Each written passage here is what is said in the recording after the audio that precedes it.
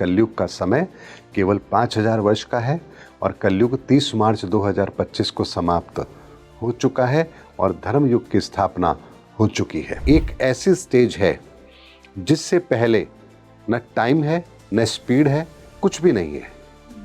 वो दुनिया है जहां कुछ भी संभव है और इंस्टेंट संभव है, और वहां वो ताकत है जो पूरे ब्रह्मांड को कंट्रोल करने की ताकत रखती है। कल्कि से हमें रूबरू होना है, अगर हमें कल्कि को रिकॉग्नाइज करना है तो आंतरिक लेवल पे ये तैयारियां हमें करनी चाहिए। हमें तो केवल ईश्वर से प्रार्थना करनी चाहिए कि हे ईश्वर, आप जब भी इस धरा पर आए हैं भगवान के रूप में, हमें भी वो मौका मिले, हम भी उस कार्य में संलग्न हो पाएं, चाहे गिलहरी के रूप में हो, चाहे अंगद के रूप में हो, चाहे विभीषण के रूप में हो, चाहे हनुमान के रूप में हो। ऐसे बहुत सारे प्रश्न हैं जिनके उत्तर हमें आज तक नहीं मिले। बिल्कुल। और कल्कि आकर के उन प्रश्नों के उत्तर भी हमें देंगे। तो ये युद्ध होगा, तब सोचिए आंतरिक लेवल पर कितना बड़ा युद्ध होगा, जहां हमारी हजारों साल की मान्यताएं और एक सेकंड में धराशायी होंगी और हमारे सामने सच आएगा। हाँ। तो कौन उसको एक्सेप्ट करेगा आसानी से? तो सर, क्या इससे कहना ये सही कि कल्कि हमें उस अल्टीमेट ट्रूथ तक लेकर जाएंगे? 100% लेवल पर भी 100%। यही तो उनका कार्य है। कल्कि करेंगे क्या? कल्कि क्या मंत्र देंगे? कल्कि क्या मंदिर में बैठ के अपनी पूजा करवाएंगे? कल्कि क्या आपके ग्रह नक्षत्रों को ठीक करेंगे? कल्कि तो सत्य को स्थापित करेंगे। किस प्रकार ये सत्य की स्थापना होगी सर? एनर्जी 7 ही है, 8वीं ऊर्जा है ही नहीं। तो इस 7 का रहस्य कौन जानता है? अगर इस 7 के रहस्य को जान जाएंगे तो आपको इस ब्रह्मांड की क्रिएशन अपने आप समझ आ जाएगी। हमें फ्री विल मिली है तो भी एक दायरे में मिली है, उससे बाहर जाकर हम कुछ नहीं कर सकते। फ्री विल का भी एक दायरा है। एक समय पर इस सूर्य को भी समाप्त होना है, इस धरती को भी समाप्त होना है, एक शून्य में समाहित होना है।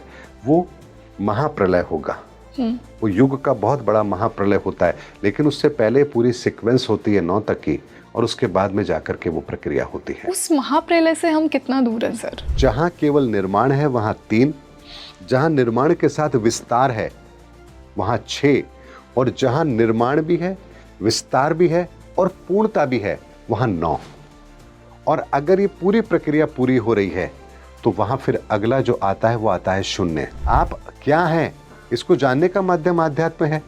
तो आप बताइए, सच तो कुछ और है और हम जा कहीं और रहे हैं, तो सही मंजिल तक कैसे पहुंचेंगे? और जिनके पास वो क्षमता होगी हमें वापस से पकड़कर सही रास्ते पर लाने की, वही शख्स कल्कि होंगे।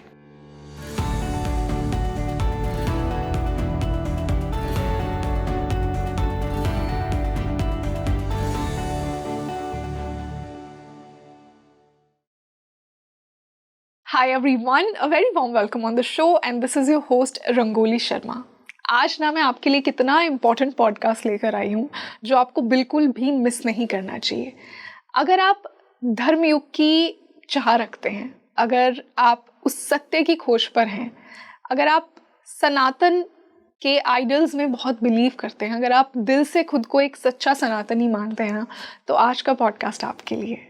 देखिए, पॉडकास्ट की शुरुआत हमने एक बहुत सिंपल आइडिया के साथ की कि क्या कलयुग खत्म हो चुका है, सतयुग की शुरुआत हो चुकी है। आज के जो मेरे गेस्ट हैं उन्होंने कुछ ऐसे मुझे एविडेंस दिए हैं जिन्हें सुनकर मैं पर्सनली यहाँ बैठकर बहुत शॉक हो गई कि शायद सतयुग सच में शुरू हो चुका है, शायद भगवान कल्कि का आगमन हो चुका है। अब मान लीजिए आगमन तो हो गया है, आपका क्या रोल होगा इस सतयुग कॉन्शियसनेस में? आज के पॉडकास्ट में मैंने यही जानने की कोशिश की है कि आप किस तरह उस सत्य तक पहुंचेंगे, किस प्रकार भगवान कल्कि धर्म की स्थापना करेंगे और आपका क्या रोल होगा। क्या डिवाइन मैसेजेस मेरे गेस्ट को मिले हैं हम सबके साथ शेयर करने के लिए, आज हमने इसी की बात की है। And you know what makes this podcast more special, हमने शुरुआत की सनातन से, धर्म से, कल्कि से, कलयुग से, और फिर हम पहुंच गए क्वांटम एंटेंगलमेंट पर। हम साइंस की बातें करने लगे, हम कॉस्मोस की बातें करने लगे, हम रेल्म्स की, एनर्जीज की बातें की हैं आज के पॉडकास्ट में।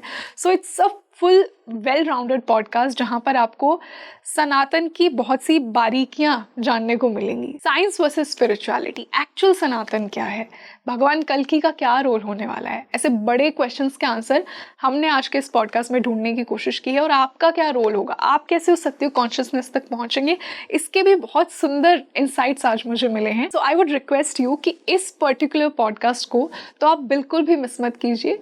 आई वुड रिक्वेस्ट कि आप इसे ज़्यादा से ज़्यादा शेयर कीजिए ताकि लोग भी अवेयर हों, उन्हें एक डिफरेंट साइड देखने को मिले सनातन के इन कॉन्सेप्ट्स की, साइंस की, स्पिरिचुअलिटी की, कल्कि की और कलयुग की और सतयुग की। And now I would like you to meet my guest for today.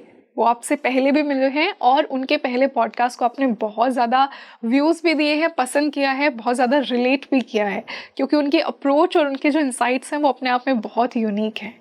मैं एक बार फिर से स्वागत करना चाहूँगी रिनाउंड एस्ट्रोलॉजर और सनातन ऋषि मनोज कुमार गुप्ता सर का। Manoj sir, welcome back on the show. बहुत अच्छा लग रहा है आज आप फिर से आए। और जो हमारे पुराने पॉडकास्ट थे, आई मस्ट टेल यू, इतने सारे व्यूज़ आए उनके ऊपर, इतने सारे कमेंट्स भी आए, लोगों ने बहुत रिलेट किया, क्योंकि जो स्पिरिचुअल इंसाइट्स आपने पिछले पॉडकास्ट में शेयर की, उसी के बेसिस पर मैं ये कह रही हूँ कि आज भी हमें कुछ उतने ही स्ट्रॉन्ग आइडियाज़ आपसे मिलने वाले हैं। So I am really looking forward to this podcast. Thank you Rangoli ji, आपका भी और आपके दर्शकों का भी, जिन्होंने हमें इतना प्यार दिया।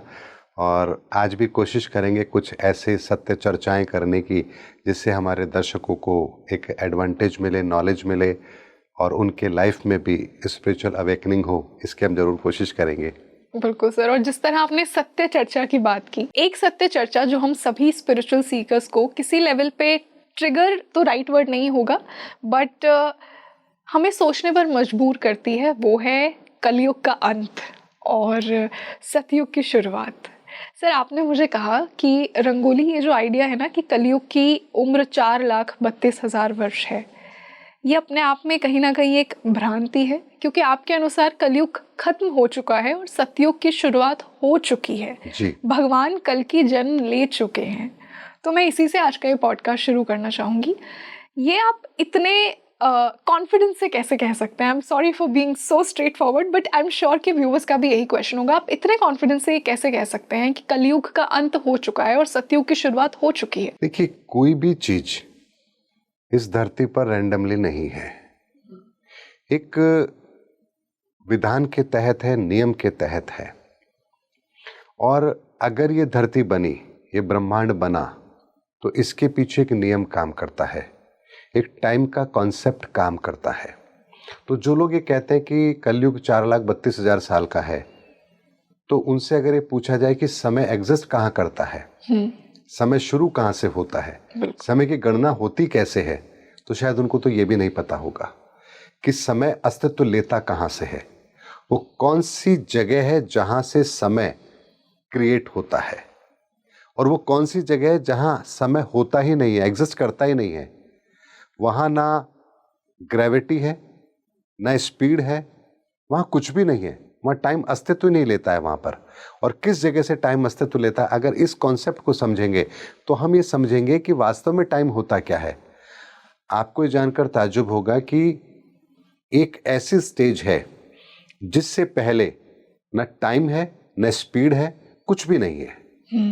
वो दुनिया है जहाँ कुछ भी संभव है और इंस्टेंट संभव है। और वहाँ वो ताकत है जो पूरे ब्रह्मांड को कंट्रोल करने की ताकत रखती है। उसे हम परम सत्ता, परम तत्व, परम शिव या हम परमात्मा कह सकते हैं। लेकिन वहाँ से जब समय की शुरुआत होती है, वो जो समय की जो शुरुआत का जो आरंभिक पॉइंट है, जानते हैं वो कितने सूक्ष्म लेवल पर है। यानी एक सेकंड के भी आप अगर 32,40,000 हिस्से करेंगे, उस लेवल पर जाकर के समय पहली बार अस्तित्व लेता है। यानी उससे पहले की दुनिया, जी, उससे पहले की दुनिया बिल्कुल अलग दुनिया है, जिसे विज्ञान क्वांटम दुनिया कहता है। कैसी है सर वो दुनिया? वो दुनिया ऐसी है जहां ना टाइम मैटर करता है, ना स्पीड मैटर करती है, वहां कुछ भी मैटर नहीं करता। और वहां पर हर चीज एक तरह से कह सकते हैं कि स्टेबल है। वहां की दुनिया बड़ी अलग दुनिया है। इसे आप कह सकते हैं कि बिग बैंग थ्योरी से पहले की दुनिया, वो दुनिया है जहां से बिग बैंग शुरू होता है। लेकिन एक सेकंड के 32,40,000वें हिस्से से समय शुरू होता है, और उस यूनिट को हम कहते हैं त्रुटि। और उस त्रुटि से 60 त्रुटि से एक रेणु, 60 रेणु से एक लव, 60 लव से एक लिक्षक, और 60 लिक्षक से एक प्राण, ये समय की वैल्यू है। और एक प्राण की वैल्यू होती है 4 सेकंड। तो समय वहां से अस्तित्व में आता है। यानी उस क्वांटम दुनिया से भौतिक की दुनिया जहाँ जन्म लेती है, उस आरंभिक पॉइंट पर ही समय भी अपने अस्तित्व में आता है। यानी इस भौतिक संसार की रचना जब आकार लेती है और जिस गति से लेती है, उस गति के मेजरमेंट को ही हम समय कहते हैं। और ये समय ब्रह्मांड के हर चीज के साथ जुड़ा हुआ है। ये आपकी आयु के साथ भी जुड़ा है, ब्रह्मांड के विस्तार के साथ भी जुड़ा है, हर जगह से जुड़ा हुआ है। अब बात आती है कि 4,32,000 साल ये सच है या नहीं है। हाँ। तो मैं आपको एक छोटी सी बात कहता हूँ। भगवान कृष्ण की कुंडली हमारे पास है, भगवान राम के जन्म के समय की कुंडली हमारे पास है कि कौन से ग्रह नक्षत्रों की क्या स्थिति थी। ये जो कॉम्बिनेशन है 7 प्लैनेट्स का, ये कॉम्बिनेशन एक यूनिक कॉम्बिनेशन है, ये कभी भी रिपीट नहीं होता है। जो कॉम्बिनेशन आप आज देख रहे हैं, ये कॉम्बिनेशन कभी भी दोबारा रिपीट नहीं होगा। और इसीलिए हम सब यूनिक हैं। हाँ। अगर ये रिपीट होता तो भगवान राम जैसा चरित्र दोबारा इस धरा पर आता। तो अगर ये समय रिपीट नहीं हो रहा है तो कैरेक्टर भी रिपीट नहीं होगा। तो आप जब भगवान कृष्ण की कुंडली के उस समय को जब आप देखेंगे और जब उसको समय के आधार पर जब कैलकुलेट करेंगे कि ये समय की स्थिति कब बनी थी, तो आप पाएंगे कि लगभग 5,000 साल पहले ये स्थिति बनी थी। और भगवान राम की कुंडली को जब आप एनालिसिस करेंगे तो आप पाएंगे कि ये लगभग 7,500 साल पहले की स्थिति है। तो भगवान राम तो त्रेता युग में हुए, भगवान कृष्ण द्वापर युग में हुए। तो भगवान राम और भगवान कृष्ण के जन्म के बीच में अगर 2,500 साल का फर्क है, तो आप बताइए त्रेता और द्वापर के बीच के अंदर तो फिर लाखों वर्षों के समय का अंतर होना चाहिए था। तो प्रमाणित बात है, ये मेरे कहने से सच या झूठ नहीं होगा। क्योंकि ग्रहों की स्थिति को कोई मैनिपुलेट नहीं कर सकता जी। ये एक यूनिक कॉम्बिनेशन है, यूनिक फॉर्मेशन है। ये धरती के आरंभ से, इस ब्रह्मांड के आरंभ से गति चल रही है, समय तब से है। तो आज हम कहते हैं कि करोड़ों साल पहले, तो करोड़ों साल पहले का मतलब इतनी बार ब्रह्मांड में इन्होंने इस प्रक्रिया को दोहराया है, ब्रह्मांड में इन ग्रहों ने, तब जाकर के हम कहते हैं कि इतने करोड़ साल पहले। यानी एक यूनिक फॉर्मेशन है। इसको आप ऐसे समझिए कि जैसे मैथमेटिक्स के अंदर कोई भी फिगर दोबारा रिपीट नहीं होता है। अगर आप 1 से काउंटिंग शुरू करेंगे तो आप अनंत तक चले जाइए, क्या आपको कभी कोई फिगर दोबारा रिपीट होता हुआ मिलेगा? कभी नहीं मिलेगा। सिमिलैरिटी मिलेगी, जैसे 999, 99 है 99, लेकिन वो 2 बार है और वो 3 बार है। सेम चीज यहां पर ब्रह्मांड में इन ग्रहों के साथ भी है। तो जो समय की गणना की जाती है वो इस धरती पर इन ग्रहों की गति क्वांटम दुनिया के बाद जब फिजिकल वर्ल्ड एग्जिस्ट करता है, उस समय की जो गति है उसके आधार पर ये चीज तय होती है। ये किसी शास्त्र से तय नहीं होती है। तो जो लोग 4,32,000 साल की बात करते हैं, उन्हें तो अभी ये भी नहीं पता होगा कि समय पैदा कहाँ से होता है, समय अस्तित्व कहाँ से लेता है। तो अगर उस बात को आप ढंग से समझेंगे तो आपको पता लगेगा कि कलयुग का समय केवल 5,000 वर्ष का है और कलयुग 30 मार्च 2025 को समाप्त हो चुका है और धर्म युग की स्थापना हो चुकी है। तो सर, आपने कहा कि सतयुग की शुरुआत हो चुकी है और भगवान कल की भी जन्म ले चुके हैं। तो अब हमें एक इंडिविजुअल लेवल पर क्या तैयारी करनी चाहिए कल्कि से मिलने के लिए? कुछ ऐसे 5 बड़े साइंस या कुछ ऐसे 5 दिव्य संदेश जो आपको मिले हों, जो कि ये कहते हो कि अगर कल्कि से हमें रूबरू होना है, अगर हमें कल्कि को रिकग्नाइज करना है, तो आंतरिक लेवल पे ये तैयारियां हमें करनी चाहिए। क्या है वो मैसेजेस? देखिए, इस धरती पर हर व्यक्ति इस समय कल्कि का इंतजार कर रहा है, लेकिन हमें एक बात समझनी होगी कि कल्कि आ क्यों रहे हैं। क्या कल्कि स्वयं की पूजा करवाने आ रहे हैं, स्वयं को भगवान साबित करने आ रहे हैं? वो क्या करने आ रहे हैं इस धरती पर? उनके अवतार का आने का कारण क्या है? हर युग के अंत में एक प्रोसेस होता है जब उस युग की समस्त शक्तियों को, उन ऊर्जाओं को शून्य में समाहित किया जाता है। इसे आप कह सकते हैं उस युग का बाइंड अप, एक पोर्टल का एंड होना और एक नए पोर्टल का उदय होना। और ये कार्य ऊर्जाओं के लेवल पर भी होता है, भौतिक लेवल पर भी होगा, ऊर्जाओं के लेवल पर भी होगा। भौतिक लेवल पर करने के लिए आपको उसी तरह की सोल चाहिए, उसी तरह की डिजायर चाहिए। तो वो कार्य एक साधारण इंसान तो कर नहीं सकता। क्यों नहीं कर सकता? क्योंकि हम तो अपनी ज़रूरतों के अंदर और आवश्यकताओं को, इनको लेकर के इतने फंसे रहते हैं कि उससे बाहर तो हमें सोचने की एक क्या कहें कि जरूरत ही महसूस नहीं होती है। तो ऐसे में एक ऐसी सोल तो चाहिए जो इस यूनिवर्स के लेवल पर सोच रखती हो, इस धरती पर कुछ बेहतर करने के लिए ललायित हो और जिनमें वो क्षमता हो। इसीलिए भगवान का अवतार युग के अंत में होता है और भगवान कहते भी उन्हें ही हैं जो इस धरा पर हमारे बीच में आकर के हमारी तरह कर्म करके उस सत्य की स्थापना का कार्य करते हैं, उन्हें हम भगवान कहते हैं। बिल्कुल, आपने एक बहुत सुंदर डिफरेंस मुझे ऑफ द कैमरा बताया था और ये मैं चाहूंगी अगर आप ये थोड़ा सा जो छोटा सा डिफरेंस आप मेरे ऑडियंस को भी बता दें, क्योंकि हम ईश्वर और भगवान में ना डिफरेंशिएट नहीं करते। देखिए, कल की ईश्वर नहीं है, कल की भगवान है। जी। ईश्वर कौन होते हैं, भगवान कौन होते हैं, परमात्मा कौन होते हैं, इनमें भी एक भेद है।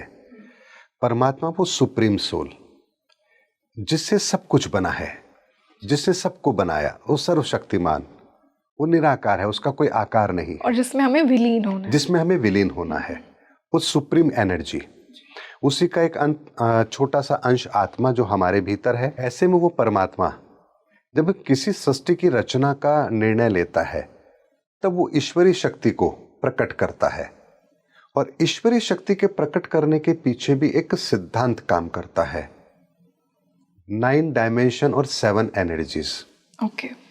तो 7 ऊर्जाओं का निर्माण होना, उस ईश्वरीय ऊर्जा का निर्माण होना, 9 डायमेंशन का क्रिएट होना, ये ईश्वरीय रचना का हिस्सा है। तो ब्रह्मा विष्णु महेश जिन्हें हम कहते हैं, ये ईश्वरीय शक्तियां हैं जी।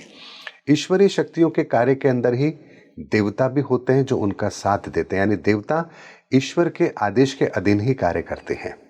और देवता भी हम मनुष्यों से ही बनते हैं, यानी पहले मनुष्य अच्छे श्रेष्ठ कर्म करेगा तो वो देवता की योनि में जाएगा और वो ईश्वरीय कार्य में संलग्न होगा।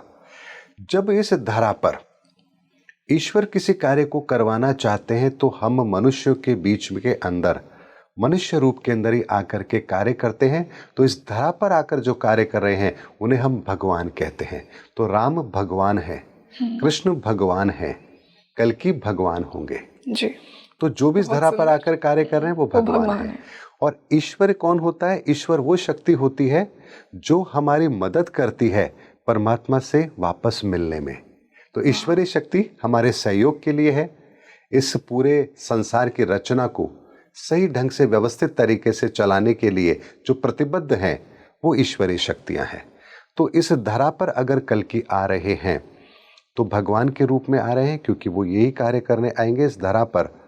उस बुद्ध तत्व के समस्त ऊर्जाओं को शून्य में समाहित करने का जो एक प्रोसेस होगा वो कार्य करने की क्षमता कल्कि में ही होगी और कल्कि के उदय का समय यही है। और इस बात का प्रमाण हमें शास्त्र ग्रंथों में मिलता भी है। लेकिन एक बात समझिए कि शास्त्रों में जो कुछ भी लिखा गया है वो कोड वर्ड के रूप में लिखा गया है।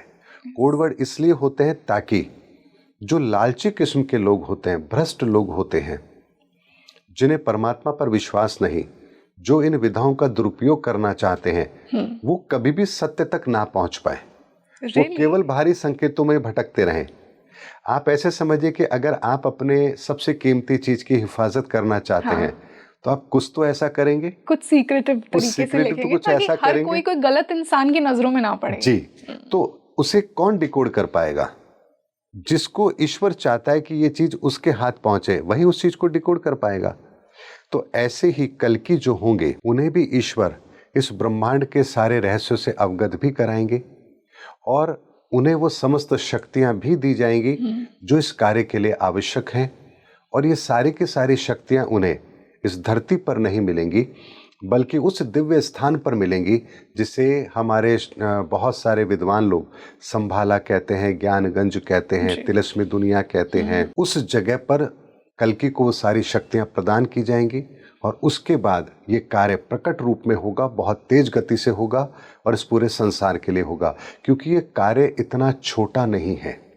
धर्म युग के अंदर धर्म की स्थापना का कार्य करना और बुद्ध तत्व को, उस समस्त ऊर्जाओं को शून्य में विलीन करना, ये कार्य एक साधारण इंसान के लिए असंभव है। हमारी तो सोच में भी वो कार्य नहीं आ सकता, करना तो बहुत दूर की बात है। तो ये कार्य तो वही कर पाएंगे जिनका चयन ईश्वर करेंगे और ये कार्य होगा। हमें क्या करना चाहिए? हमें तो केवल ईश्वर से प्रार्थना करनी चाहिए कि हे ईश्वर, आप जब भी इस धरा पर आए हैं भगवान के रूप में, हमें भी वो मौका मिले, हम भी उस कार्य में संलग्न हो पाए, चाहे गिलहरी के रूप में हो, चाहे अंगद के रूप में हो, चाहे विभीषण के रूप में हो, चाहे हनुमान के रूप में हो, चाहे सबरी के रूप में हो, किसी भी रूप में आप हमें बस उस कार्य में संलग्न कर लें।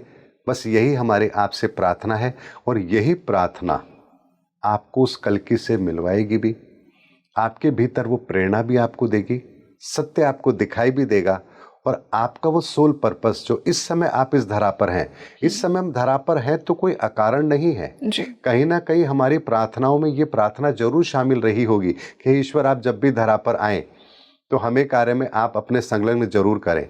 तो इस बार का जो कार्य है, जो धर्म स्थापना का कार्य है, ये तो बहुत अलग लेवल का है।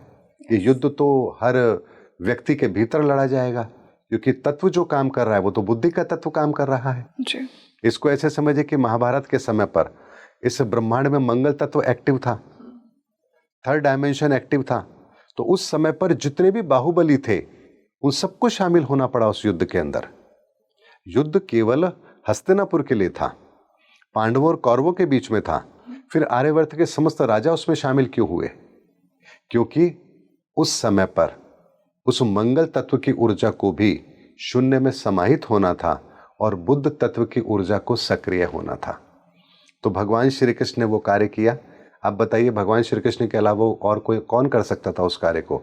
जहां पर बर्बरिक का भी समायोजन करना हो, भीष्म पितामह का भी समायोजन करना हो, कर्ण का भी समायोजन करना हो, कृपाचार्य, द्रोणाचार्य, इतने लोगों की ऊर्जा का समायोजन करना क्या भगवान श्री कृष्ण के अलावा और किसी के लिए संभव था? इसीलिए उस पात्र के अंदर भगवान श्री कृष्ण ने इस धरा पर आकर के उस कार्य को किया। इसी तरह से वर्तमान के अंदर भी जब बुद्ध तत्व सक्रिय है, वो डायमेंशन अपना काम कर रहा है, तो उस डायमेंशन के अंदर भी हमारे बुद्ध तत्व की समस्त ऊर्जाओं को शून्य में समाहित होना है। तो हमारी जितनी भी विचारधारा है जो आज तक हम लेकर बैठे हैं, भगवान के संदर्भ में, कल्कि के संदर्भ में, हमारे जन्म के संदर्भ में, अध्यात्म को लेकर के बहुत सारे ऐसे प्रश्न हैं जिनके उत्तर हमें आज तक नहीं मिले जी। आज भी हम कथाओं के अंदर भटके हुए हैं, इधर उधर की बातों से अपने आप को बहला लेते हैं। हाँ ठीक है, कोई ये कहते हैं कि प्रश्न मत करना, ऐसे बहुत सारे प्रश्न हैं जिनके उत्तर हमें आज तक नहीं मिले। बिल्कुल। और कल्कि आकर के उन प्रश्नों के उत्तर भी हमें देंगे। तो ये युद्ध होगा, तब सोचिए आंतरिक लेवल पर कितना बड़ा युद्ध होगा, जहां हमारी हजारों साल की मान्यताएं और एक सेकंड में धराशायी होंगी। बिल्कुल। और हमारे सामने सच आएगा। हाँ। तो कौन उसको एक्सेप्ट करेगा आसानी से? तो सर क्या इससे कहना ये सही कि कल्कि हमें उस अल्टीमेट ट्रूथ तक लेकर जाएंगे? 100% आंतरिक लेवल पर भी 100% यही तो उनका कार्य है। किस प्रकार करेंगे वो? देखिए, परमात्मा को लेकर, भगवान को लेकर, अपने कर्मों को लेकर के हमारे बहुत सारे कॉन्सेप्ट हैं, बहुत सारे कॉन्सेप्ट हैं। अगर वो कॉन्सेप्ट सही हैं तो फिर हमें अपनी समस्याओं का समाधान क्यों नहीं मिला? अगर धर्म इस धरा पर है तो फिर वर्तमान के हालात ऐसे क्यों हैं? हमारी क्रियाओं से अगर भगवान खुश है, हमारी क्रियाओं से अगर सब कुछ सही है, तो फिर हम दुखी क्यों हैं? सब कुछ होते हुए भी अगर परिणाम हमारे सामने नहीं है तो कहीं तो हम गलती कर रहे हैं। तो सच को तो आना ही आना है। धर्म युग में अगर सच नहीं आएगा तो फिर कब आएगा? तो जब ब्रह्मांड के लेवल पर, ऊर्जाओं के लेवल पर अगर वो पोर्टल ओपन हुआ है तो सच तो हमारे सामने आना ही है और आकर ही रहेगा। और इस सच को स्थापित करने का कार्य ही तो कल्कि का है। अब आप सोचिए, जो कार्य कल्कि का है उसके बारे में तो कोई सोच नहीं रहा और कल्कि बनने के लिए मार्केट में हजारों लोग बैठे हैं। बिल्कुल, बहुत से उन्हें लोग तो अभी ये भी नहीं पता कि भाई कल्कि का कार्य क्या है, कल्कि करेंगे क्या, कल्कि क्या मंत्र देंगे, कल्कि क्या मंदिर में बैठ के अपनी पूजा करवाएंगे, कल्कि क्या आपके ग्रह नक्षत्रों को ठीक करेंगे, कल्कि तो सत्य को स्थापित करेंगे। किस प्रकार ये सत्य की स्थापना होगी सर, जो भगवान कल्कि करेंगे? इस धरा का सत्य एक ही है और वो सत्य है सनातन। इस ब्रह्मांड की उत्पत्ति तब से लेकर आज तक, इस ब्रह्मांड का विस्तार, इस ब्रह्मांड के अंदर प्रत्येक चीज एक नियम के तहत है और उस नियम को कहते हैं सनातन। 7 ऊर्जाओं से व्याप्त ये संसार, यही है सनातन। ऐसे में आप कोई भी धार्मिक शास्त्र ग्रंथ उठा लीजिए, कोई भी, चाहे बाइबल हो, चाहे कुरान हो, चाहे हमारी गीता हो, चाहे रामायण हो, कोई से भी ग्रंथ उठा लीजिए, आपको वहां पर इन 7 ऊर्जाओं के रहस्य के संदर्भ में बहुत सारे उल्लेख मिलेंगे। जैसे हमारे शास्त्रों में कहा जाता है कि सूर्य के रथ में 7 घोड़े हैं। ये 7 घोड़े क्यों? 8 भी हो सकते थे, 5 भी हो सकते थे। प्रैक्टिकल अप्रोच में तो आपने किसी रथ में 7 घोड़े नहीं देखे होंगे, एक ही देखा होगा। लेकिन सूर्य के रथ में 7 घोड़े, एक दंत कथा है ये। लेकिन 7 ही क्यों? आपको रेनबो में 7 कलर ही मिलेंगे, 7 ही क्यों? सप्तऋषि मंडल, 7 ही क्यों? कितना important 7 है ना, ओशियन, 7। 7 वंडर, And हर जगह पर 7 मिलेंगे आपको। 7 major planets, रेनबो में excluding 7 कलर राहु के and साथ केतु। में आप देखिए कि संगीत के 7 सुर, सुर भी तो 8 हो सकते थे, 5 हो सकते थे। तो अगर कहीं पर ये 7 की चीज बार बार रिपीट हो रही है तो कुछ तो कारण होगा। इतना इम्पोर्टेंट क्यों है सर? हमारे वीक के अंदर 7 डेज, ऐसा क्यों? आखिर 7 ही क्यों? एग्जैक्टली 7 फेरे। क्योंकि इस ब्रह्मांड के अंदर एनर्जी 7 ही है, 8वीं ऊर्जा है ही नहीं। और इसीलिए आपके शरीर के भीतर भी 7 ऊर्जा चक्र हैं। I feel lucky to be a number 7। तो आप ये देखिए कि जब 7 की बात हो रही है तो इस 7 का रहस्य कौन जानता है? अगर इस 7 के रहस्य को जान जाएंगे तो आपको इस ब्रह्मांड की क्रिएशन अपने आप समझ आ जाएगी। इसी बात को आप देखिए कुरान के अंदर भी कहा गया कि कुरान 7वें आसमान से नाजिल हुई। अब प्रैक्टिकल देखेंगे तो आसमान तो एक ही है, 7 आसमान कहाँ है मुझे बताइए। लेकिन अगर वहां कहा गया तो यूं ही नहीं कहा गया, वहां भी वही सनातन का सिद्धांत लागू है कि 7 एनर्जी ही काम करती है। 7 एनर्जी अगर काम कर रही है तो 7वें आसमान का मतलब होता है आपके शरीर के भीतर भी जो 7 ऊर्जा चक्र है उसमें जो 7वां खंड आपका होता है, इसे सहस्त्रार चक्र कहते हैं जी। और जितना भी ये जो ज्ञान है, ये जो आत्म जागृति है, ये यहीं से डाउनलोड होती है। और इसीलिए कहा जाता है कि 7वें आसमान अर्थात आपके इस सहस्त्रार चक्र से ही ईश्वर अपनी शक्तियों को आपके भीतर उदय करता है। तो उन्हें भी ये ज्ञान अगर प्राप्त हुआ तो 7वें आसमान से कुरान नाजिल हुई, तो उसके पीछे मतलब यही है कि वही सनातन का सिद्धांत, 7 का सिद्धांत, और उसी प्रक्रिया के तहत उन्हें भी वो चीज़ नाजिल हुई। अल्लाह ताला ने इंसान बनाया, 7 तरह की मिट्टी ली, 7 तरह का पानी, 7 तरह की अग्नि, 7 तरह की हवा। क्यों भाई? 8 भी तो हो सकते थे, 7 ही क्यों? क्योंकि वही सनातन का सिद्धांत वहां काम कर रहा है। तो सनातन का सिद्धांत तो इन 7 ऊर्जाओं के अंदर निहित है और इस ब्रह्मांड की जितनी भी क्रिएशन है वो इन 7 ऊर्जाओं के अंदर ही है। इस ब्रह्मांड की क्रिएशन में जो पहली ऊर्जा, जिस पहली ऊर्जा से इस ब्रह्मांड में कोई चीज क्रिएट होती है उसे हम कहते हैं अग्नि। अग्नि तत्व, प्रकाश, ऊष्मा, ऊर्जा। और इसका प्योर जो स्रोत है वो है सूर्य। इस ब्रह्मांड में अनंत सूर्य हैं, उस पहली ऊर्जा के मुख्य स्रोत हैं। उसके बिना कुछ भी संभव नहीं। आज अगर सूर्य ना हो तो क्या धरती पर किसी चीज की आप कल्पना कर सकते हैं? नहीं कर सकते। तो ब्रह्मांड में पहला सूत्र, पहली ऊर्जा अत्यंत आवश्यक है। गर्मी होगी तो भाप बनेगी, भाप है तो पानी होगा। तो सेकंड डायमेंशन, 7 जो सेकंड ऊर्जा है उसकी क्रिएशन होती है। जब सेकंड ऊर्जा की क्रिएशन होती है तो पानी बनता है। पानी, उसके साथ में वेग, गति, ध्वनि, प्रवाह ये पैदा होगा। तो सेकंड डायमेंशन क्रिएट होता है। सेकंड डायमेंशन और फर्स्ट डायमेंशन अगर मिलेंगे, अग्नि होगी यानी ऊष्मा होगी, पानी होगा, तो प्रकृति का निर्माण होता है।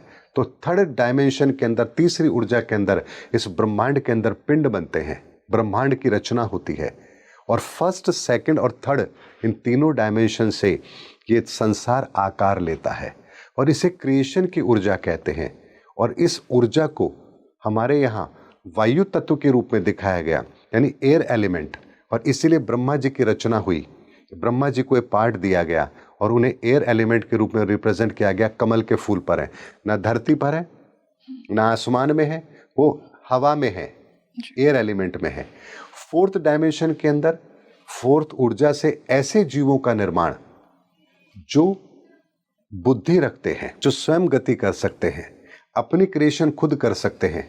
तो पशु पक्षी इसके अंदर आते हैं। ये फोर्थ डायमेंशन है।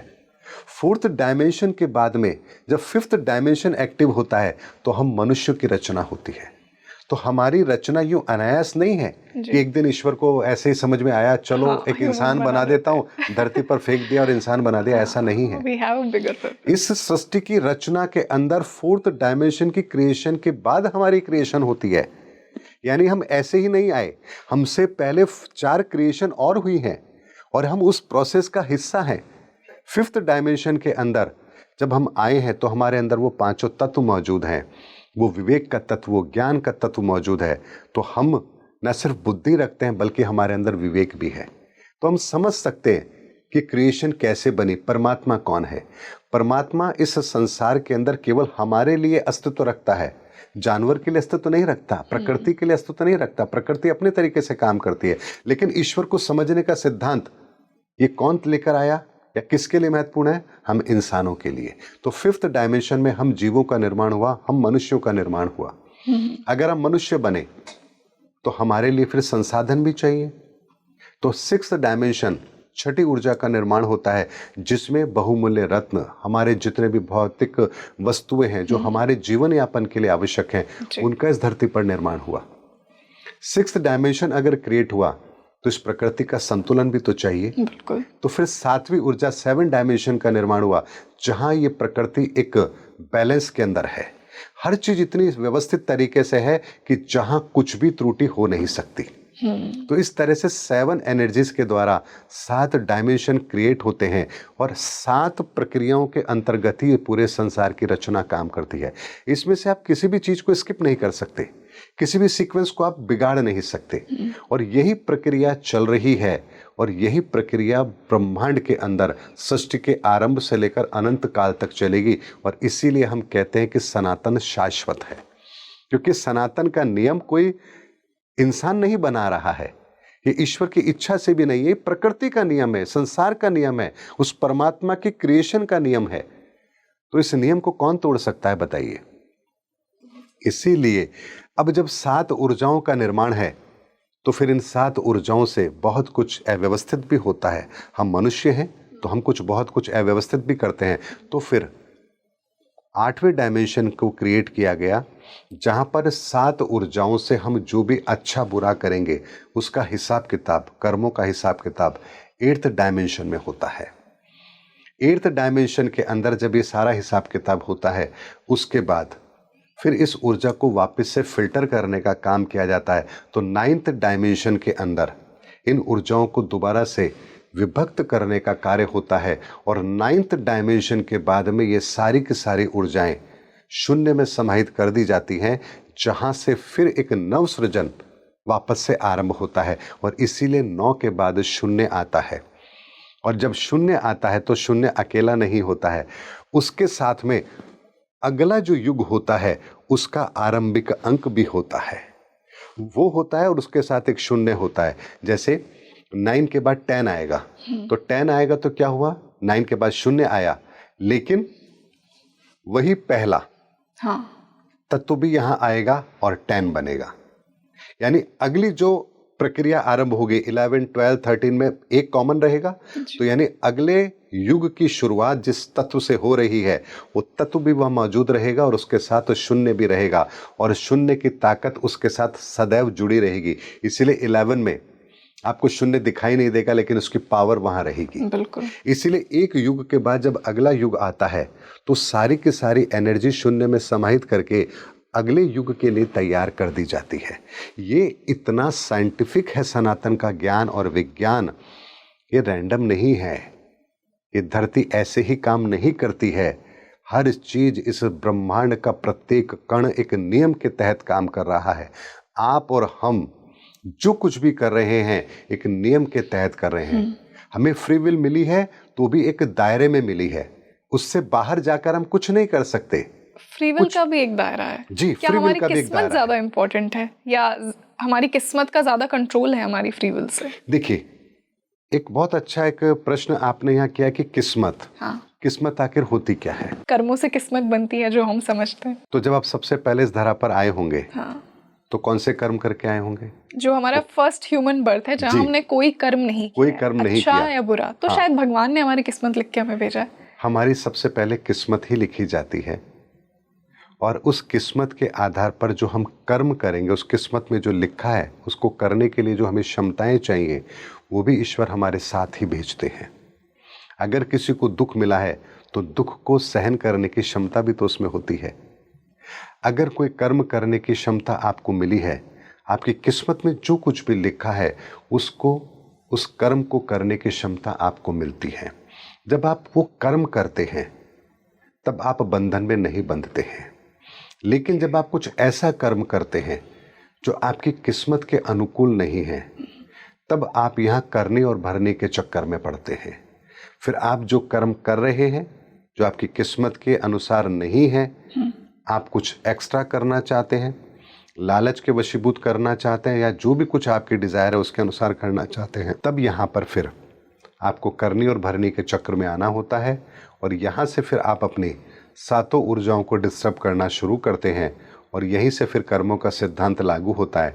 और फिर इसके बाद आपका अगला जन्म, उसके अगला जन्म, फिर आप अपनी गति अपने कर्मों से तय करते जाते हैं कि हाँ आपको अगला जन्म कैसे मिलेगा। क्योंकि ईश्वर जब हमको पहली बार भेजते हैं तो हमारी सातों ऊर्जाएं उसी पवित्रता के साथ होती है, पूर्णता के साथ होती है। लेकिन आप उस चीज के अंदर कमी करते हैं और जिसके कारण से आप अपने प्रारब्ध बनाते हैं नए, और पहली किस्मत ईश्वर ने लिखी होती है और उसके बाद आपके कर्मों के आधार पर आप अपनी गति को तय करते जाते हैं। इसीलिए आप देखिए कि सबसे पहला युग होता है वो सतयुग होता है। सतयुग का मतलब जहाँ सब कुछ सच है, सत्य है, वहाँ कोई कपट नहीं, कोई लालच नहीं। लेकिन चूंकि इस प्रकृति का नियम है कि फर्स्ट डायमेंशन के बाद सेकंड डायमेंशन क्रिएट होगा ही होगा, दूसरी ऊर्जा उससे अस्तित्व में आएगी ही आएगी। तो सतयुग के बाद त्रेता, त्रेता में मन तत्व काम करता है। त्रेता के बाद द्वापर, जहाँ मंगल तत्व काम करेगा, बाहुबल काम करेगा। उसके बाद चौथा तत्व बुद्ध का तत्व, जहाँ बुद्धि काम करेगी। और इस समय पर हमारी बुद्धि ही काम कर रही है। ये अलग विषय है कि हम उसको सही दिशा में ले जा रहे हैं या गलत दिशा में ले जा रहे हैं, लेकिन इस समय कलयुग के अंदर बुद्ध तत्व ही काम कर रहा है। इसीलिए हमने बुद्धि से इतने संसाधनों का विकास किया है। और बुद्ध तत्व के बाद जो अगला तत्व सक्रिय होगा वो बृहस्पति का होगा, ज्ञान का होगा। इसलिए अगला युग धर्म युग है। उस धर्म युग के बाद अगला तत्व जो सक्रिय होगा वो शुक्र का होगा, वो वैभव युग होगा। उसके बाद जो अगला तत्व सक्रिय होगा इस ब्रह्मांड के अंदर वो शनि का होगा, न्याय युग होगा। इस तरह से ये चीज़ें चलती हैं, इस संसार काम करता है। और 9 तक की इस काउंटिंग के बाद में, 9 तक के इस विस्तार के बाद में फिर एक ब्लैक होल का निर्माण होता है और सारी ऊर्जाएं उस ब्लैक होल में समाहित हो जाती हैं। फिर बहुत लंबे समय तक ब्लैक होल के अंदर वही हलचल पैदा होती है। प्रत्येक ऊर्जा वापस से शुद्ध रूप में अलग होती है। फिर वहाँ से एक विस्फोट होता है और फिर बिग बैंग थ्योरी होती है। फिर एक प्रकृति जन्म लेती है और इसी तरह से अरबों खरबों साल से ये प्रक्रिया इस ब्रह्मांड में चलती आ रही है। इसीलिए एक समय पर इस सूर्य को भी समाप्त होना है, इस धरती को भी समाप्त होना है, एक शून्य में समाहित होना है।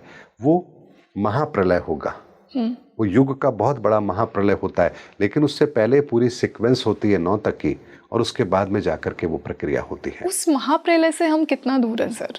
अभी तो मिड में है। ओके, अभी तो मिड में है। तो और भी कलयुग आएंगे? कलयुग नहीं, कलयुग देखिए एक युग के अंदर एक बार ही आता है। ओके, उसके बाद धर्म युग, उसके बाद वैभव युग, उसके बाद न्याय युग। इस तरह से 9 तक ये चलेगा और उसके बाद में फिर ये सब कुछ समाप्त हो जाएगा। फिर अगली प्रक्रिया होगी। ये बिल्कुल साइंटिफिक है, ये रैंडमली नहीं है, ये एक नियम के तहत है। और इस नियम को डिकोड करके भगवान गणपति ने हमारे सामने रखा है। और इसीलिए आप देखिए जो मैथमेटिक्स के जो फॉर्मूले हैं 1 to 9 सिंगल डिजिट है, ये यूं ही नहीं है। हर एक अंक और उसके साथ एक पैटर्न काम कर रहा है।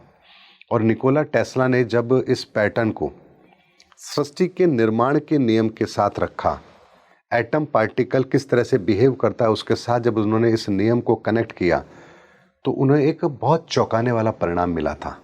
उन्होंने देखा कि जब वो 1 को उस पैरामीटर पर लगा रहे हैं, 2 को लगा रहे हैं, 4 को लगा रहे हैं, 5 को लगा रहे हैं, 7 को लगा रहे हैं, 8 को लगा रहे हैं, तो एक यूनिक पैटर्न मिल रहा है, वो सिमिलर है।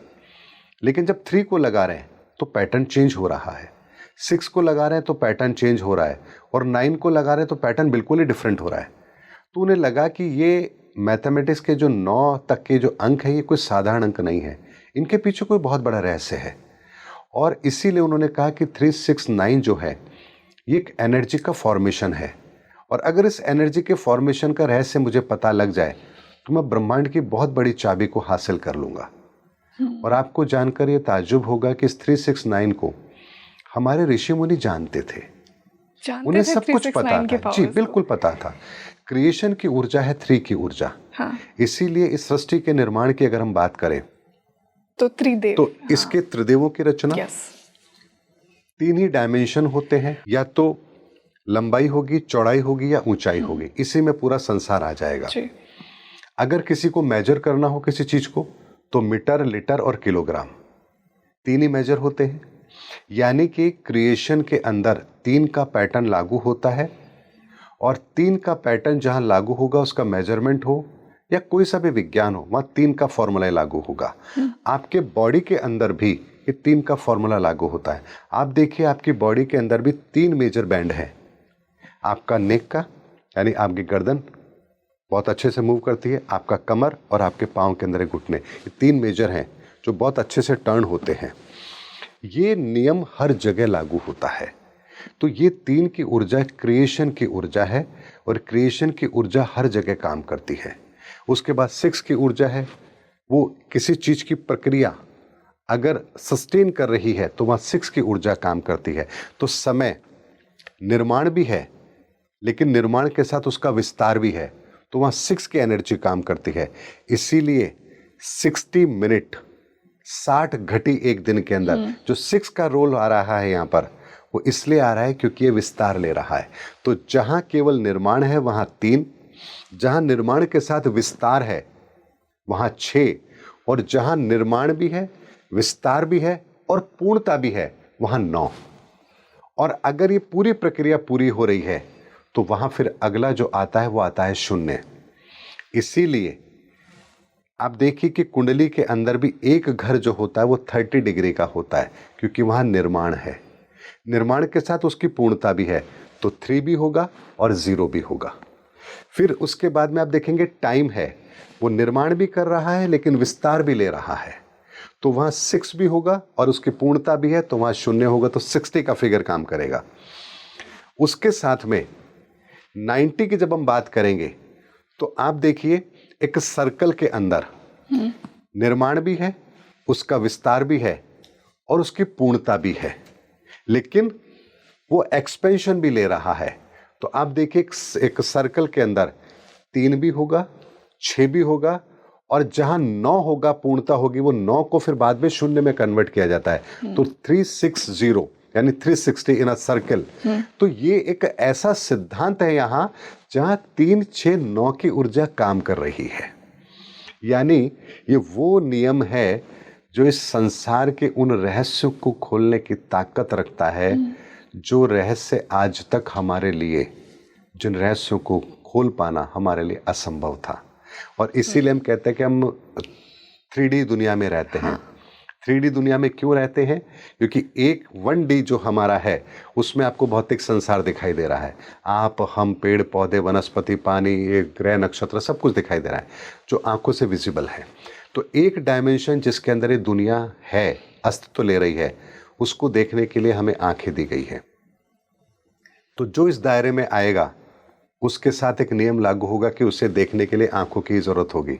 तो हमारे पास भी आंखें हैं और पशु पक्षियों के पास भी आंखें हैं, तो हम देख सकते हैं। लेकिन एक और दुनिया है जिसे हम 2D अगर कहेंगे, मैं रिपीट इसको इसलिए कर रहा हूँ कि 3rd डायमेंशन में हम आते हैं, लेकिन मैं आपको उल्टे क्रम में समझा रहा हूँ ये बात। तो दूसरी जो दुनिया है वो दुनिया है जो इस पहली दुनिया को, यानी कि हम जो देख रहे हैं, इस दुनिया को अस्तित्व में लाती है। तो आप देखिए इस संसार की प्रत्येक वस्तु किससे बनी है? एटम पार्टिकल से। लेकिन एटम पार्टिकल को आप इन आंखों से नहीं देख सकते। राइट। उसको देखने के लिए आपको एक अलग तरह का सोर्स चाहिए। आपके शरीर के भीतर भी माइक्रो ऑर्गेनिज्म काम कर रहे हैं, बहुत सूक्ष्म जीवाणु काम कर रहे हैं, उनकी एक अलग दुनिया है। वो है तो आपका शरीर काम कर रहा है। गुड बैक्टीरिया, बैड बैक्टीरिया, जो भी चीज़ है हमारे भीतर काम कर रहा है। अगर वो ना हो तो सोचिए आपका भोजन पचेगा कैसे, आपका हार्ट पंप कैसे करेगा, आपको आंखों को देखने की क्षमता, आपके शरीर का जो मैकेनिज्म काम कर रहा है उसके पीछे एक प्रक्रिया काम कर रही है। तो आपका शरीर, भौतिक शरीर भी जिस चीज़ से चल रहा है वो एक अलग दुनिया है जिसे हम माइक्रो लेवल पर देख सकते हैं। लेकिन वो माइक्रो लेवल की दुनिया किसने बनाई? वो कंट्रोल कैसे होती है? आपके शरीर के अंदर जो एक तंत्र काम कर रहा है, ये कैसे काम कर रहा है? हार्ट को कितनी बार धड़कना है, कितने ml खून ही उसको लेकर के जाना है, आपके बॉडी के टेम्परेचर को इतना ही रहना है, इससे कम ज़्यादा होने पर क्या मैकेनिज्म काम करेगा, ये सारी की सारी प्रक्रियाएं कौन कंट्रोल कर रहा है? आपका ब्रेन संकेतों को कैसे डिकोड करता है, कितने मेगापिक्सल का आपका आँख है, कैसे देखती हैं, कैसे इसको प्रिंट कर देती हैं आपके दिमाग के अंदर, आपको चीज़ें विजिबल होती हैं, ये सारा मैकेनिज्म कैसे काम कर रहा है? तो ये जिस थर्ड दुनिया के अंदर काम कर रहा है उससे हम कहते हैं क्वांटम दुनिया। जहां एटम पार्टिकल को भी वो ताकत दी जा रही है तो उस दुनिया से दी जा रही है, जहां टाइम, जहां स्पीड मैटर नहीं करती। तो इस तरह से तीन दुनिया भी यहां काम कर रही है। एक क्वांटम लेवल पर वो पहली दुनिया जिसे हम फर्स्ट डी बोलते हैं जी। उसके बाद दूसरी 2D दुनिया जहां ये हमारे माइक्रो ऑर्गेनिज्म काम कर रहे हैं, और 3D दुनिया जहां आपको ये भौतिक संसार दिखाई देता है। तो जो दिखाई दे रहा है वो तो तीसरे लेवल पर दिखाई दे रहा है, इसीलिए हम इसको 3D दुनिया कहते हैं। तो हम जिस दुनिया में रहते हैं अभी तो हमने इस दुनिया को भी अच्छी तरह से नहीं समझा। बिल्कुल। जिस विज्ञान की हम दुहाई देते हैं वो विज्ञान तो अभी तक पहले उस दुनिया के अंदर, क्वांटम दुनिया के अंदर अभी तो उसने प्रवेश किया है, जहां वो कहता है कि एक पार्टिकल को अगर कोई ऑब्जर्वर देख रहा हो तो पार्टिकल अपना बिहेवियर चेंज कर देता है, अगर देख ना रहा हो तो उसका पार्टिकल का बिहेवियर अलग होता है। जैसे ऑब्जर्वर लगा देते हैं उसका पार्टिकल का बिहेवियर चेंज हो जाता है। तो यही चीज तो इस धरती पर भी काम कर रही है। इस 7 प्लैनेट की जो पोजीशन है ये ऑब्जर्वर ही तो है, जो आपके धरती पर एक लाइट को रिफ्लेक्ट कर रहे हैं। अगर ये रिफ्लेक्ट कर रहे हैं तो क्वांटम दुनिया यहां पर एग्जिस्ट करती है, पार्टिकल का बिहेवियर चेंज होता है, एक चीज निर्माण लेती है, आकार लेती है। अगर ऑब्जर्वर नहीं होंगे तो पार्टिकल का बिहेवियर बिल्कुल चेंज हो जाएगा।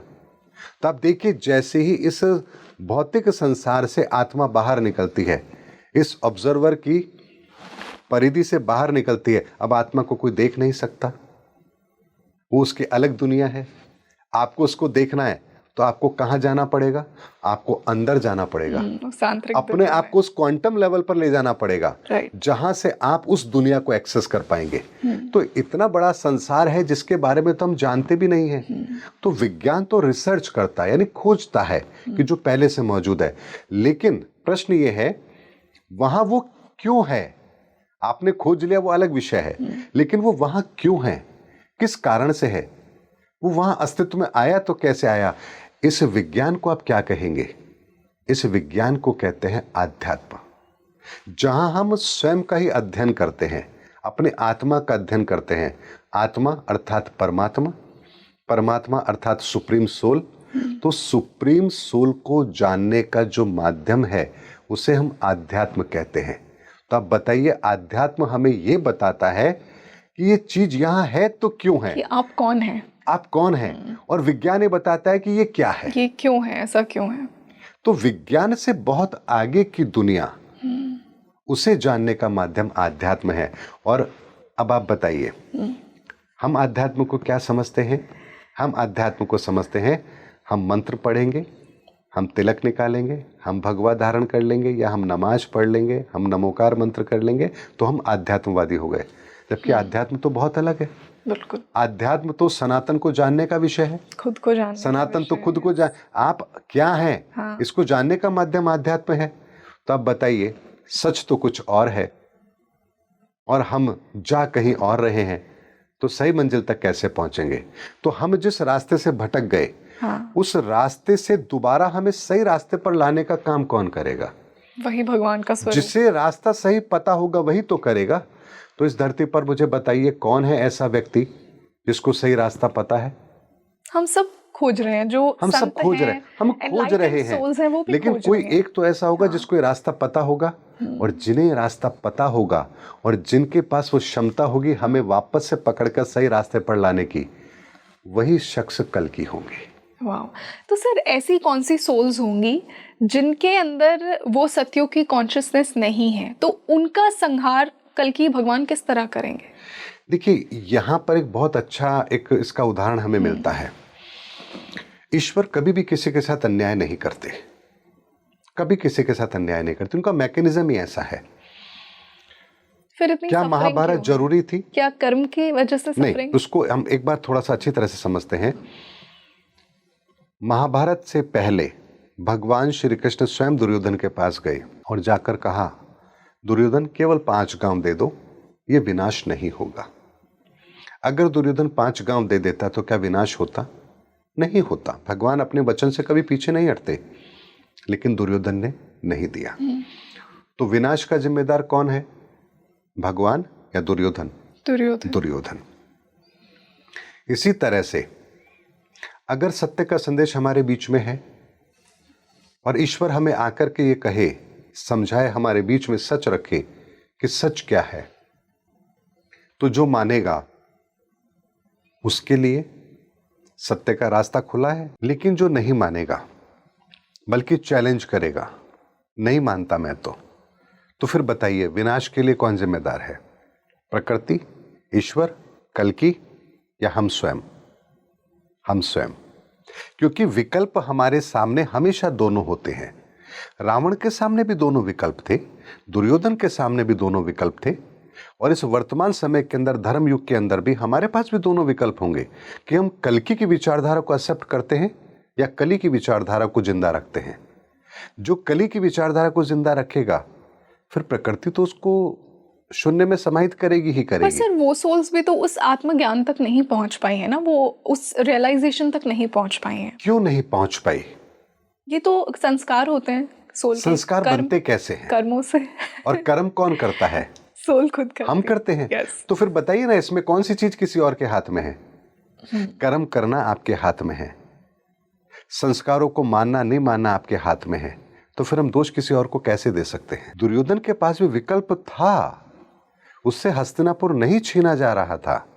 भगवान ने तो यहां तक कह दिया, रख ले पूरा का पूरा, चल 5 गांव दे दे। दुर्योधन माना क्या? नहीं माना ना। तो ईश्वर भी तो यही कह रहे हैं कि तुम्हें भौतिक चीजें चाहिए, संसार चाहिए, ठीक है, तुम्हारे लिए था, तुम्हारे लिए रहेगा, सदा था, है और रहेगा। बस तुम सनातन के नियमों को मानो। क्या मनुष्य मानने को तैयार है? नहीं है। तो फिर बताइए ईश्वर हमारे साथ क्या करे? वही तो करेंगे जो हम बार बार ईश्वर को करने के लिए बाध्य करते हैं कि हमारा विनाश करो, क्योंकि हम सुधरने वाले नहीं हैं। तो सुधरो या फिर सिधरो। तो विकल्प हमारे हाथ में है, हम किसी दूसरे को दोषी नहीं ठहरा सकते। इसीलिए सनातन के उदय का समय है, हमें उस चीज को समझना होगा। अगर मैंने कहा कि 30 मार्च 2025 को कलयुग समाप्त हो जाएगा, धर्मयुग आरंभ हो गया है, अब लोग इस चीज के पीछे पड़े हैं, अरे अभी कलयुग कैसे समाप्त हो सकता है, धर्मयुग कैसे आ सकता है। उन्हें इस बात की चिंता है कि ऐसा कैसे हो सकता है। वो इस बात को नहीं समझ पा रहे हैं कि अगर ऐसा हो रहा है तो उनके लिए कितना अच्छा है, और हमें क्या चेंजेस करने और हमें अपने अंदर क्या चेंजेस करने हैं। उन्हें जो मिल रहा है उसकी परवाह नहीं है, उन्हें तभी यही सोचना है, अरे ऐसे कैसे हो सकता है। तो सोचते रहिए, पूरी जिंदगी पड़ी है सोचने के लिए, और पूरी जिंदगी के बाद में जब जाओगे ईश्वर के सामने और ईश्वर कहेगा कि भाई और कैसे संदेश भेजता, तो फिर आपके पास क्या जवाब होगा। तो अगर हमारे सामने एक सत्य का संदेश है कि धर्मयुग आरंभ हो चुका है, सनातन के उदय का समय है, और हमें अपने जीवन के अंदर सनातन के नियमों को धारण करना है, तो क्यों ना हम अपने भीतर एक जिज्ञासा पैदा करें कि हाँ, हमें सनातन को समझना है, हमें सनातन से जुड़ना है। इसमें नुकसान क्या है?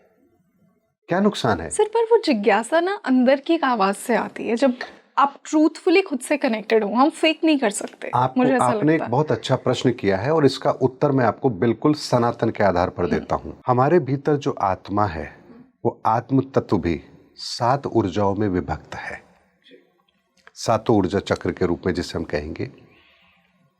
सूर्य तत्व यदि आपका अच्छा है तो आप कॉन्फिडेंट हैं, लेकिन यही सूर्य तत्व यदि आपका खराब है तो आप अहंकारी हो गए। अगर आपका मन तत्व अच्छा है, आपका चंद्र तत्व अच्छा है, वो दूसरी ऊर्जा यदि आपकी अच्छी है, तो आप संतोषी जीव हो गए।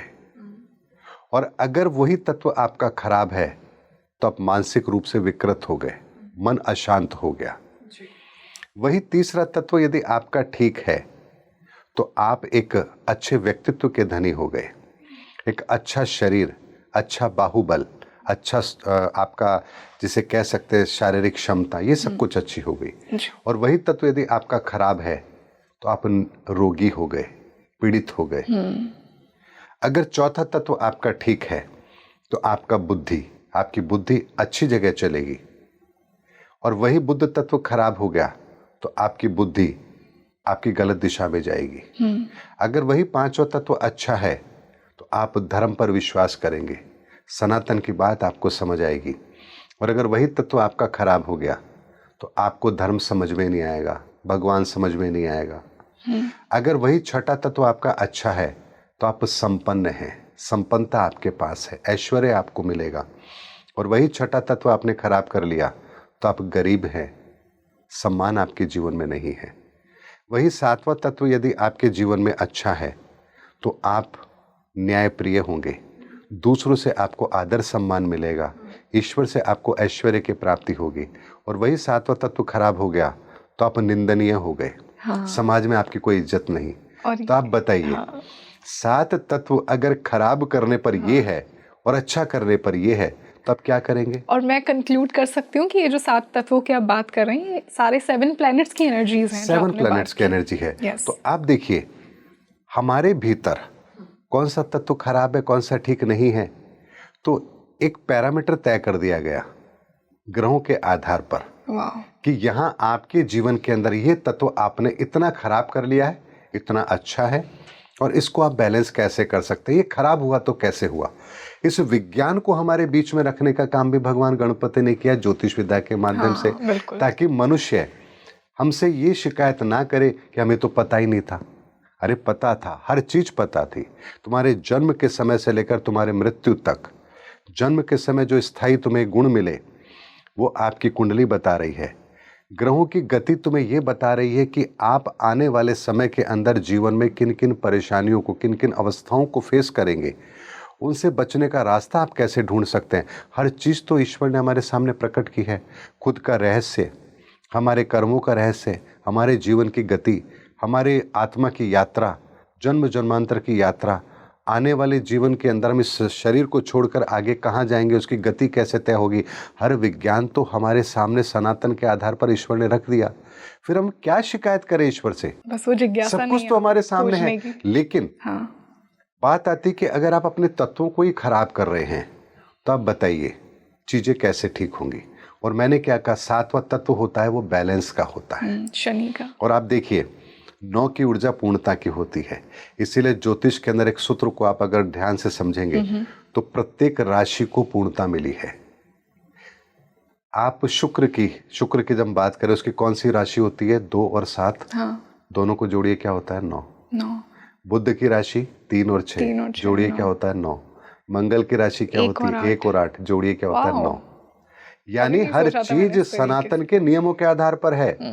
ये विज्ञान ऐसे ही विज्ञान नहीं बना है। ये सनातन का विज्ञान सृष्टि के आरंभ से काम कर रहा है।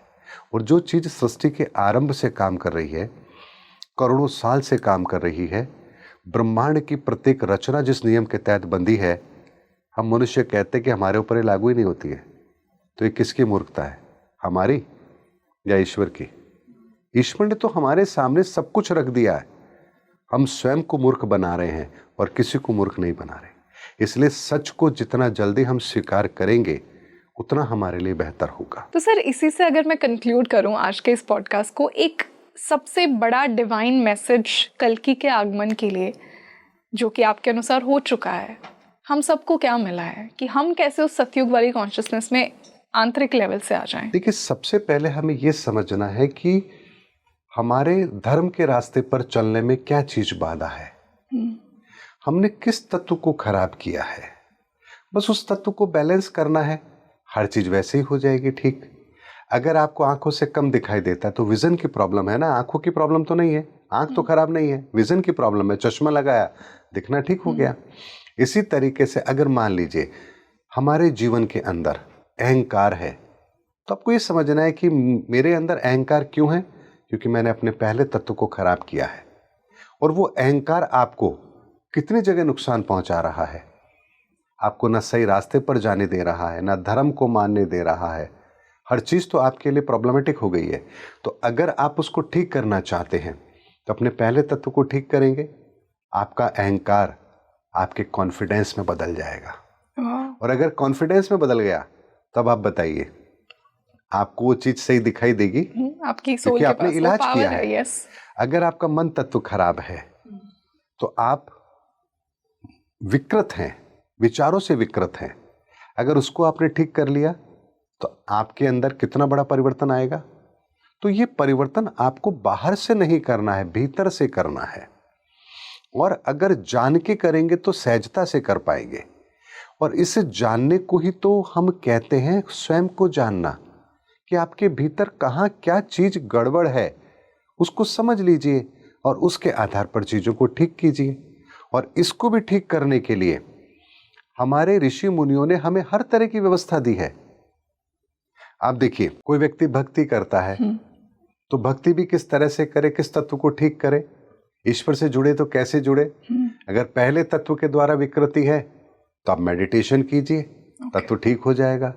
दूसरे तत्व की विकृति है, वो अगर आपके मार्ग में बाधा है, आप भक्ति कीजिए, ईश्वर की भक्ति कीजिए, ध्यान साधना की जरूरत नहीं है आपको, भक्ति कीजिए, आपका तत्व ठीक हो जाएगा। तीसरे तत्व से है तो आप धार्मिक जगहों की यात्रा कीजिए, उन जगहों पर जाकर उस ऊर्जा को महसूस कीजिए, आपका वो तत्व बैलेंस हो जाएगा। भक्ति की बात कर रहा हूँ, ईश्वर से जुड़ने की मैं बात कर रहा हूँ। किन किन तरीकों से आप किन तरीकों से आप जुड़ सकते हैं। चौथे तत्व के अगर बात करेंगे, वो उसकी वजह से अगर कोई बाधा है तो आप अपनी बुद्धि को सही दिशा में लगाइए, तार्किक बनाइए, प्रश्न कीजिए स्वयं से, ईश्वर से, आपको उसका उत्तर मिलेगा, आपका धर्म ठीक हो जाएगा, आपकी गति ठीक हो जाएगी।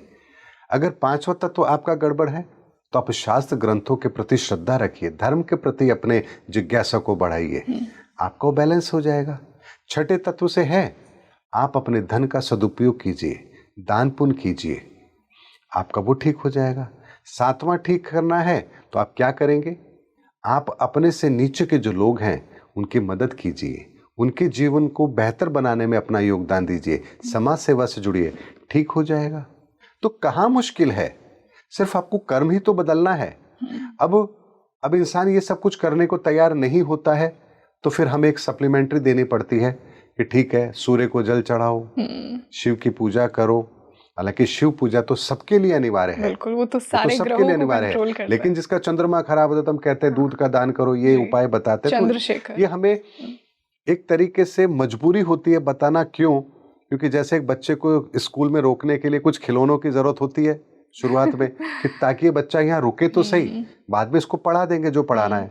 ऐसे ही ज्योतिष के उपाय भी हम किसी को इसलिए बताते हैं ताकि व्यक्ति का मन उस चीज को करने के लिए प्रेरित तो हो। बिल्कुल, उन क्रियाओं के माध्यम से भी अपनी ऊर्जाओं को थोड़ा बेहतर करेगा तो अगले स्टेप में वो अपने आप आ जाएगा। इसीलिए हम वो उपाय बताते। तो एक सप्लीमेंट्री ट्रीटमेंट भी हम देते हैं, लेकिन वास्तविक ट्रीटमेंट तो मैंने आपको बताया कि अपने कर्मों की गति को सही कर लीजिए, आपको कुछ करने की जरूरत नहीं है, सब कुछ तत्व बैलेंस हो जाएंगे आपके। और तत्व बैलेंस हो गए तो निस्संदेह आपके जीवन की गति को सुधारने में इससे बड़ा महत्वपूर्ण रोल और किसी का नहीं हो सकता। और इस सारे विज्ञान को समझने का एक ही रास्ता है कि आप सनातन को समझ लीजिए। सनातन इस ब्रह्मांड का विज्ञान है। सनातन हिंदू शास्त्र की कोई कॉपीराइट नहीं है। सनातन के बिना कुछ भी अस्तित्व ले ही नहीं सकता। तो अगर कोई कहे सनातन इस्लाम में है, 100% है। सनातन जैनिज्म में है, 100% है। सनातन तो सब जगह है, बिना सनातन के तो कुछ भी नहीं है, कुछ भी नहीं है। बस आपको समझना है कि आप सनातन के किस नियम को फॉलो करके अपनी इस अवस्था को बनाए हुए हैं। जैसे प्रत्येक धर्म अपनी एक अलग अलग स्थिति को लिए हुए है। जैनिज्म के अंदर इंद्रियों पर विजय प्राप्त करना वो सनातन का नियम है। इस्लाम के अंदर अपने ईमान पर दृढ़ता से चलना ये वहां का कॉन्सेप्ट है। अपने विकारों पर विजय प्राप्त करके अपने को धर्म के रास्ते पर चलाना ये हमारे हिंदुज्म का कॉन्सेप्ट है। तो ऐसे ही हर धर्म के अंदर सनातन की एक विशेषता जरूर बताई गई है। लेकिन अब जब धर्मयुग आ रहा है तो यहाँ तो सारे सनातन को पूर्ण तरह से उदय होने का समय है। और हमें इस सत्य को स्वीकार करना ही पड़ेगा, दुनिया को स्वीकार करना पड़ेगा। इसके अलावा कोई दूसरा रास्ता नहीं है, नहीं है, नहीं है। आज समझेंगे तो समझना है, कल समझेंगे थोड़ा लेट हो गए, परसों समझेंगे और लेट हो गए। जितना जल्दी समझेंगे हमारे लिए अच्छा है, क्योंकि आने वाला समय सनातन का है और आने वाला समय संपूर्ण विश्व के लिए सनातन विश्व का है। And I am sure sir कि आज जो इस पॉडकास्ट से हमारी थोड़ी सी कोशिश थी कि उसी धर्मयुग की राइट नॉलेज हम हमारी ऑडियंस तक पहुंचाएं। एंड आई मस्ट से यहाँ पर्सनली बैठकर मुझे फिजिकली इतना एनलाइटेंड फील हो रहा है, क्योंकि आप देखिए हमने स्टार्ट कहाँ से की थी, कलयुग से, और हम सनातन की उस साइंटिफिक अप्रोच की बात करने लग गए। सो it was wonderful and I am sure कि मेरे ऑडियंस को भी ये जो फैसिनेशन मुझे यहाँ बैठ के फील हुआ, जो सर ने आज विजडम शेयर की, उन्हें भी डेफिनेटली फील हुआ होगा। So it was wonderful to have you on the show sir, और बहुत ही अच्छा लगा आज का डिस्कशन मुझे पर्सनली भी। So thank you so much for joining us today and keep sharing this wonderful wisdom with us. जी जी, बहुत बहुत धन्यवाद आपका भी और आपके दर्शकों का भी। और मेरा यहाँ आना सार्थक है। यदि एक भी दर्शक इस पॉडकास्ट को देख करके अगर सनातन के रास्ते पर चल पड़ा तो समझ लीजिए हमें तो ईश्वर ने हमारे नसीब में वो दौलत लिख दी है, वो ऐश्वर्य लिख दिया है जिसकी हम कल्पना भी नहीं कर सकते। बहुत बहुत धन्यवाद आप सभी। So you tell me in the comment section, आपको आज का ये पॉडकास्ट कैसा लगा? क्या आप सनातन की उस राह पर चल पड़े हैं? क्या आप भी बिलीव करते हैं कि धर्मयुग की स्थापना हो चुकी है? आपका क्या कंट्रीब्यूशन होने वाला है? क्या आपने खुद से वो बड़े सवाल पूछे हैं कि मैं खुद को कैसे भगवान कल्कि का सारथी बनाऊंगा उस सतयुग कॉन्शियसनेस के लिए? मेरा ऐसे पॉडकास्ट से यही इंटेंशन होता है कि कहीं ना कहीं वो ट्रूथ का जो सीड है, मैं आपको उससे रूबरू करवाऊं, ताकि आप भी खुद से वो बड़े सवाल पूछें, बिल्कुल हमारी तरह ही। और मैं आपके लिए स्पीकिंग ट्रिप पर ऐसे ही डिस्कशंस लेकर आती रहूँगी। आप मुझे कमेंट सेक्शन में बताइए आपको आज का ये पॉडकास्ट कैसा लगा, किस बात से आपने बहुत ज़्यादा रिलेट किया, और आपके सर के लिए क्या क्वेश्चंस हैं वो भी मुझे कमेंट सेक्शन में बताइए, हम उनका आंसर ज़रूर करेंगे आने वाले पॉडकास्ट में। और किन टॉपिक्स पर हम बात कर सकते हैं वो भी मुझे बताइए। This is your host rangoli Sharma. I will see you in another podcast. नमस्ते।